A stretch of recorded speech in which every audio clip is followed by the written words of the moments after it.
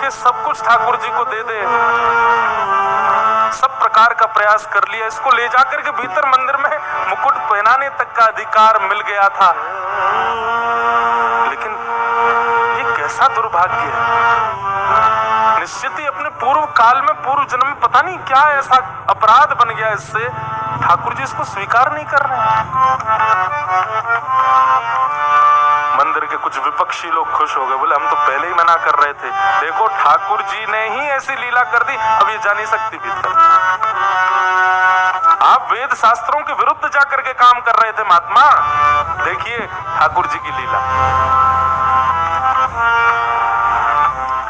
बैठी बैठी रो रही है, लेकिन उसको आत्मग्लानि नहीं है, उसको था ठीक है, जितना मिला मुझे उसमें परिपूर्णता है, मैं भीतर नहीं जा सकती, मेरे द्वारा अर्पित किया गया मुकुट में ठाकुर जी के मुख पर नहीं देख पाऊंगी पहली बार।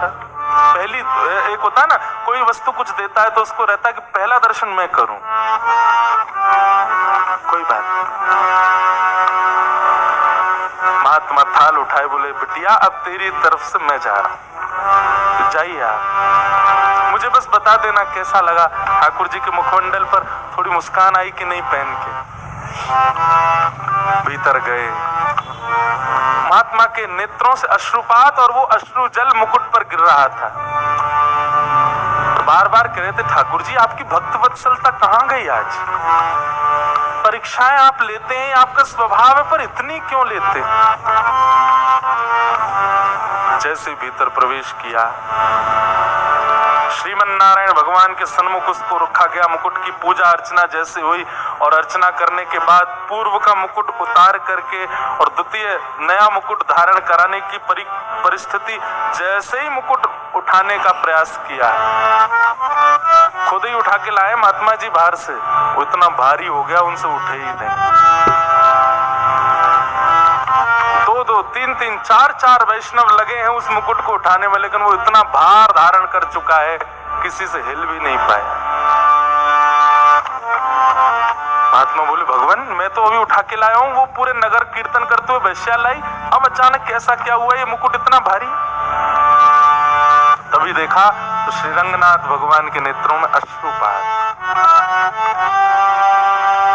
महात्मा जी ने कहा तुरंत पर्दा लगाओ, कपाट बंद करो, ठाकुर जी से मुझे एकांत में कुछ चर्चा करनी है।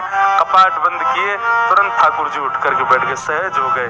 बोले जो मुकुट बना के लाया है उसी को भीतर लाओ,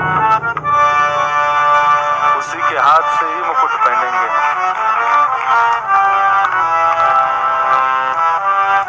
बंधुओं, एक वैश्या, उसके जीवन भर की कमाई और वो भी रजस्वला अवस्था,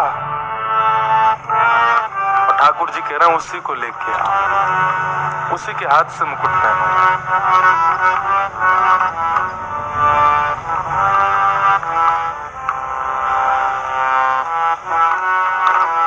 ठाकुर जी बहुत प्रेम करते हैं, बस कोई देने वाला हो वो प्रेम।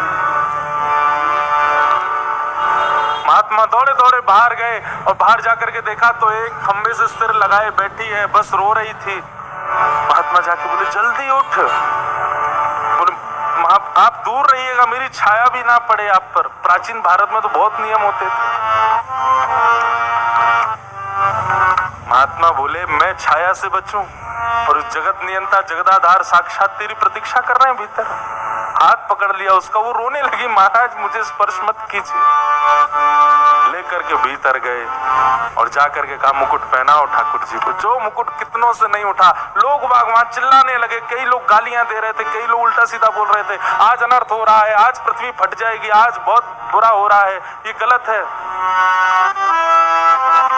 लेकिन जिस मुकुट को कोई नहीं उठा पाया, जैसे ही उसने उठाया उठ गया, और ठाकुर जी ने अपने आप ही, ठाकुर जी की जो प्रतिमा थी उसका मुख नीचे हो गया और मुकुट ठाकुर जी ने धारण किया। और वो वैश्या, उसकी स्थिति तो कितने दिन के लिए मूर्छा में चली गई, वो मूर्छित हो गई। और जब उसकी मूर्छा टूटी, परम वैष्णव, और कुछ दिन भगवत स्मरण करने के बाद कहाँ भगवत धाम प्राप्ति हो गई। क्या उसका था, ये है ठाकुर जी का प्रेम, प्रेम लक्षणा भक्ति। बस प्रेम लक्षणा भक्ति का एक नियम आपको ध्यान रखना है, पूर्ण। आधा अधूरा 1%, 10%, 50%, 60% नहीं चलता, 100 पूरा, तो ही वो प्रेम भक्ति मानी जाती, नहीं तो नहीं।